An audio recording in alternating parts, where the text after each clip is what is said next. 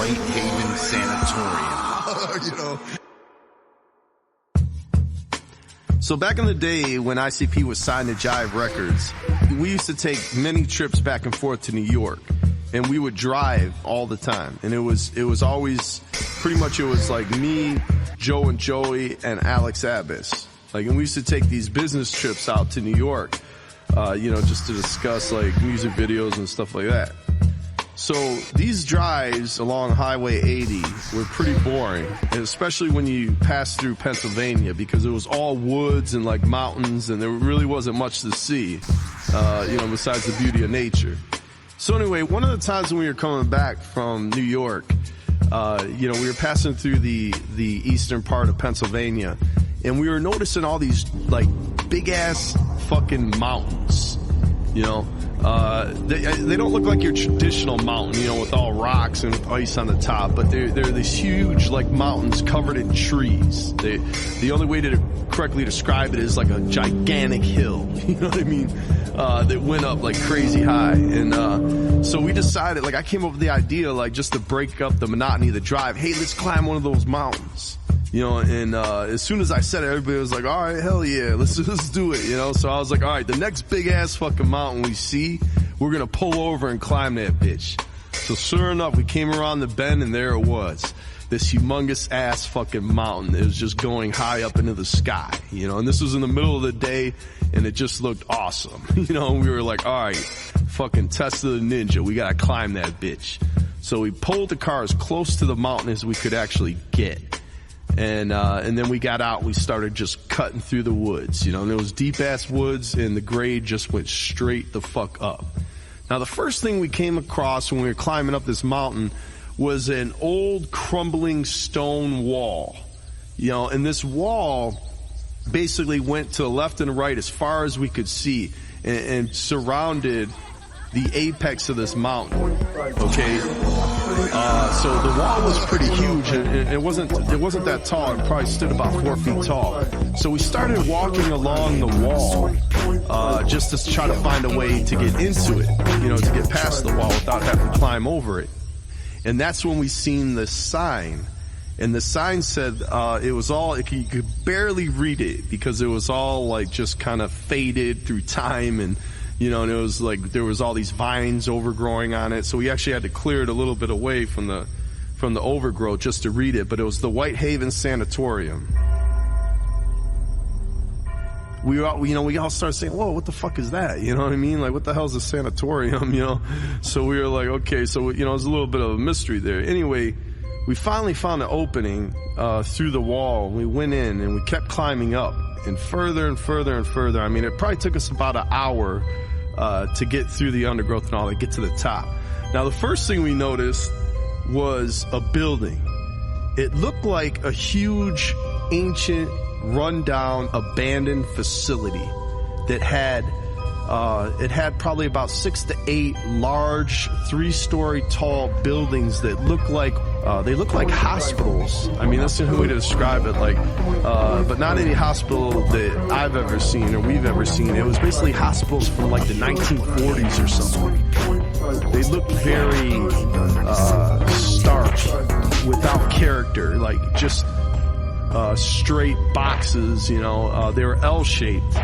And they had many, many windows on the sides, and there was like these giant white steps that went up in this kind of grandiose way with these giant pillars on either side of them that you would enter into these buildings. And so we looked around and we realized, I mean, for lack of a better term, it was a ghost town, like completely abandoned.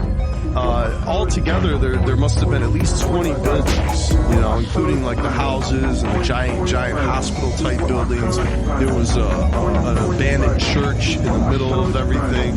There was some other buildings that, you know, were completely abandoned, that it was hard to tell what they were. So we started to explore these buildings. Now, the first thing, when we went into one of the hospital buildings, there was just this feeling of foreboding over the whole place. Like it just had you on edge. Like everybody was like kind of scared as they walked around, hairs rising on your arms, you know. and you just felt uncomfortable, like something wasn't quite right here. You know, even in the, you know, it was broad daylight and everything, and it was just like, still there was this like feeling of dread. Now, exploring through the building, one of the things that I noticed that I think is worth noting is the fact that there was very little graffiti anywhere in the building. It's like, not only was this place abandoned, but none of the locals, it was like a place that probably the locals realized was like, you know, stay the fuck away from that place. You know, you don't ever want to go there. So anyway, we explored a couple of these buildings, and the unease as we were exploring intensified. Some of the rooms, there was like, they were filled from floor to ceiling with furniture that was just all thrown in there, like broken chairs and fucking filing cabinets and shit all piled up. And dust was everywhere. Most of the windows were broken. So finally, we got to the roof of one of the hospital buildings. And I looked at my brother, and as we stood on top of the roof, and we could overlook the whole forest, like we were on top of a mountain, on top of this 3-story tall building, overlooking this like relatively beautiful landscape of just rolling hills and mountains and trees.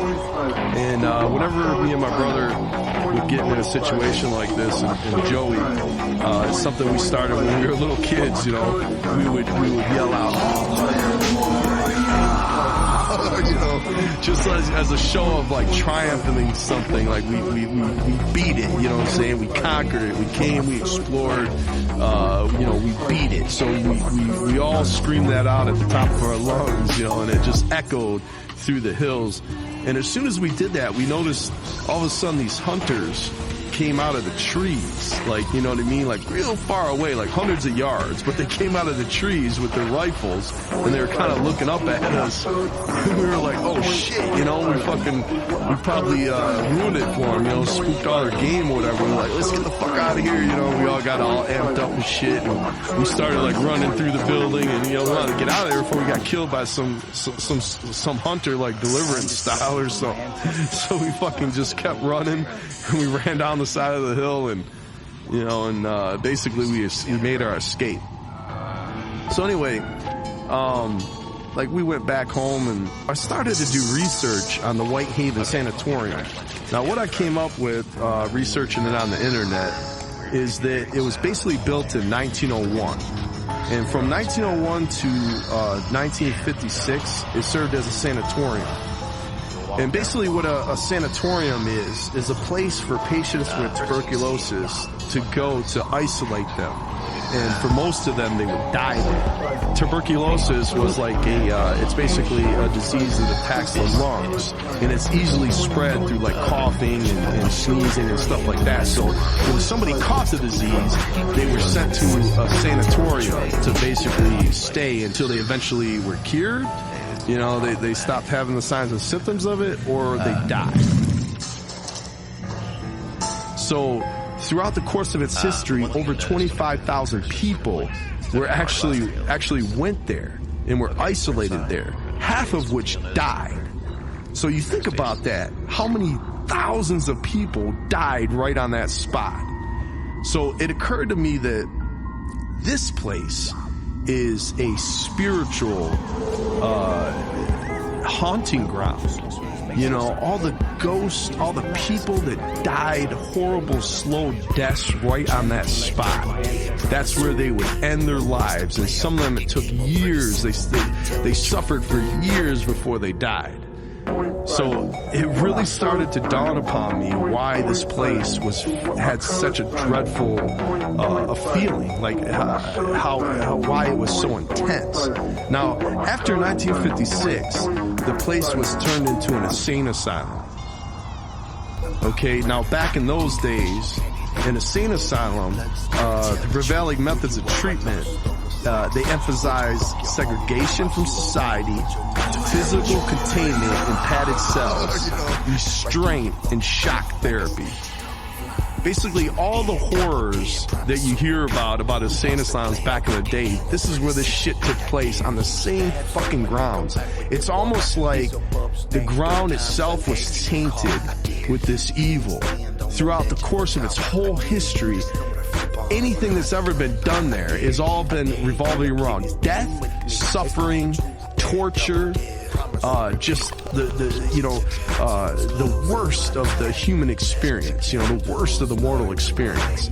So there's probably many, many spirits that are still dwelling upon the grounds. Now, it was at that moment where I came up with a ninja mission. Now, ninja missions to us throughout our days since early childhood was whenever you had an idea to explore an abandoned building or, sneak into a foreign country or whatever the fuck the case may be, you would call it a ninja mission.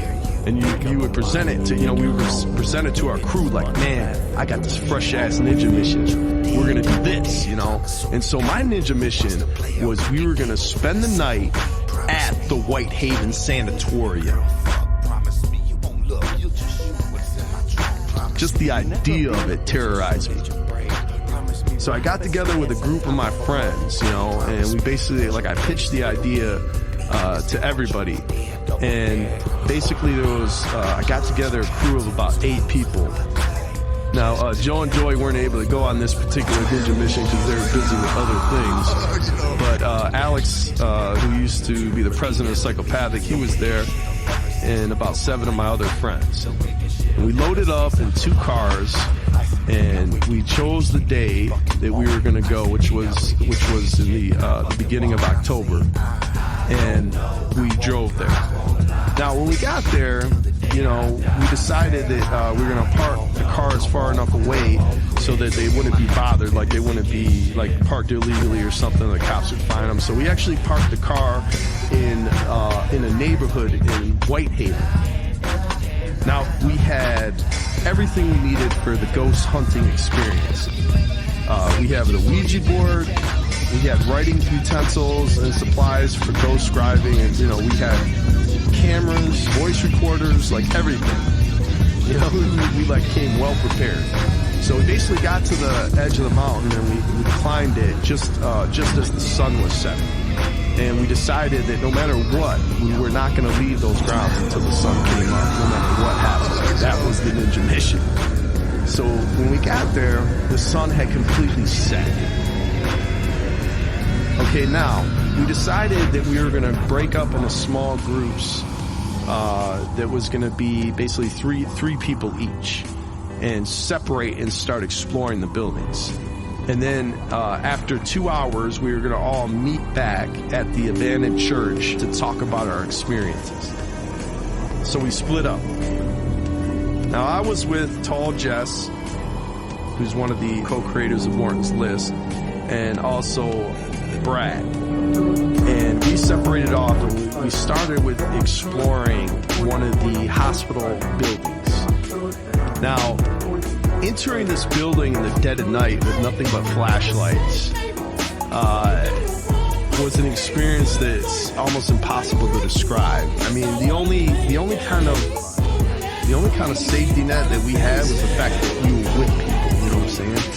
But we entered this building, and a lot of times we kept hearing noises, so we just stop. And we'd sit and listen and be quiet. And just hear all these noises, you could swear in the background, you could hear voices talking, people walking.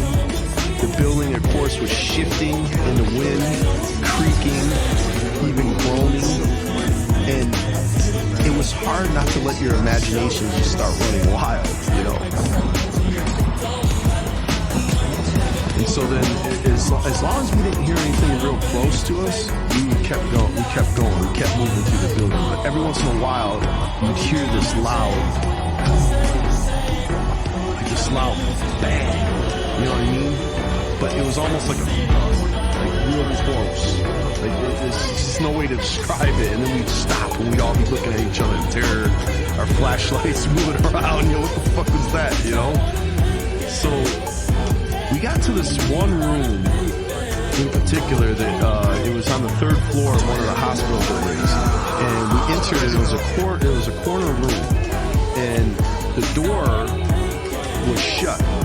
So we opened it, and inside this room was completely abandoned. All the paint was peeling, all chipped. in this particular room, none of the windows were broke. And when we left the room, we left the door open. So we were about halfway down this hallway when all of a sudden the door slammed shut. And we all stopped and we all looked at each other again all crazy, and we looked back at the room, and you know, your adrenaline's all flowing, your heart's beating 100,000 times a minute, and you're just like, you know, you're just looking around like terrified, like, oh shit, what do we do? So we went back there and we decided we had to confront our fears. So we went back there and we opened the door again. And we just looked at it, and it was just sitting there, and we like went into the room, we were like looking around to see if anything changed, and nothing had. So we started leaving again. We got about halfway down the hallway. The door was still open when suddenly it slammed shut again. So we were like, oh shit, and we just started running. Like just the panic just overtook us, and we were like, get the fuck out of here. And we just started running for our lives. So we hauled ass all the way out the building and got outside.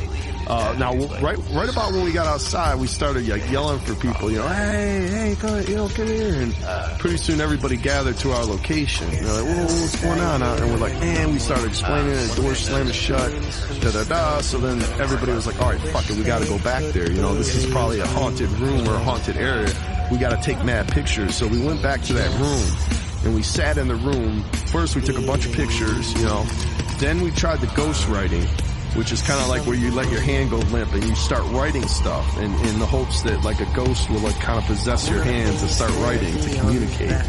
And Alex, he started talking to the ghost, you know, like he was like, if there's a ghost here, can you open the door? Because we had shut the door when we came in. After we got done, we left, you know, because like we were probably there for about a half hour and nothing was really happening. So we left, and this time we shut the door, you know.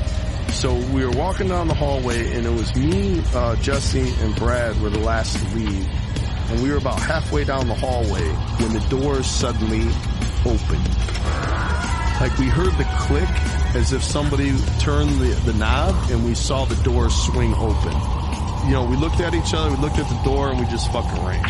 You know what I mean? It's like, we didn't fucking know what to think at that point. Like, it was the very thing that Alex asked us to do, you know, to give us a sign, because the whole time the door was shutting, it was slamming shut. And now here's this door opening, you know, so, we basically took off. When we caught up to everybody, you know, we frantically told them what happened, and everybody was pretty unanimous on not going back there. Okay, so then after that, like we explored for a little bit more, like we were just coming in the random rooms, snapping pictures and all that, and then we finally survived the night, and as soon as daylight started coming up, we got the fuck out of there, because the whole place just creeped us the fuck out. Now here's the thing about this ghost hunting experience. When we got back, there was about like 6 different cameras that people were taking pictures with, and we developed the film, you know, and we listened to the tape recordings, and the tape recordings had some really weird, like, kind of like background shit going on, but nothing definitive, you know, like we didn't hear no voices on there or anything like that. But when we developed the pictures, you know, we developed them all together, and we took everybody's pictures, and we started sifting through it. And I don't know if you're familiar with ghost orbs, but there in the photos, there's ghost orbs everywhere. And all of them are hovering right next to people's heads. They're just chilling, like, right by their fucking heads. And sometimes in some of the pictures, there would be like 3 or 4 ghost orbs all like hovering right next to their heads. And the thing that makes it, to me, that makes it so remarkable is that's in all the photos from everybody's camera. It's not like there's a glitch or something from one camera or whatever. It's like in all the photos, they're all the same. The only other evidence of ghosts that we found was in one of the pictures that I developed. It was just a random room, and I just snapped a quick picture of that room. Later, when I developed the film, there, floating in the window, are 13 ghost orbs. And the thing that's so amazing about the photo is some of those orbs are in front of the window and some are behind the window, because the panes of glass, which creates a tic-tac-toe type pattern. The orbs that are in front of the window, you can see they're transparent, so you can see the lines from the tic-tac-toe glass-shaped patterns behind it. But the ones that are outside the room, those tic-tac patterns basically stand in front of it. So it's quite clear that some of those orbs are in the room and some are outside that room, but they're clustered right there by that window. As if there's just like, for some reason in that room, there's just mad ghosts just chilling all in that area. You know what I mean? So that fucking creeped me out. And that remains one of my most prized possessions, that photo. Because to me, it's clear evidence of the supernatural world. Like, I don't even know how you could deny it.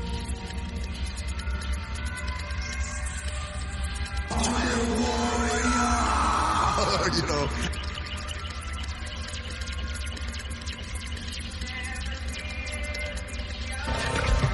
Calling them.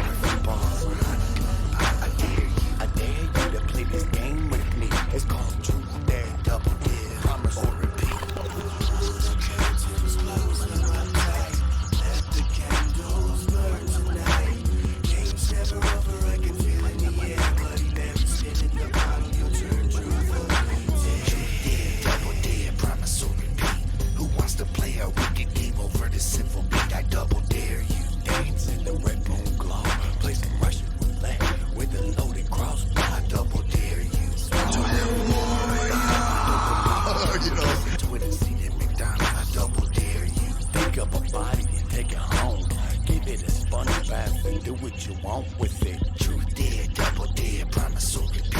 Who wants to play a wicked game over the simple beat? Promise me you won't be shitty with me and your girl fuck. Promise me you won't look, you'll just shoot what's in my trunk. Promise me you'll never be a bitch and show that you're brave. Promise me we'll have a stance on top of a muddy grave. Promise me that you'll play this little game with me. It's called Truth Dare, Double Dare.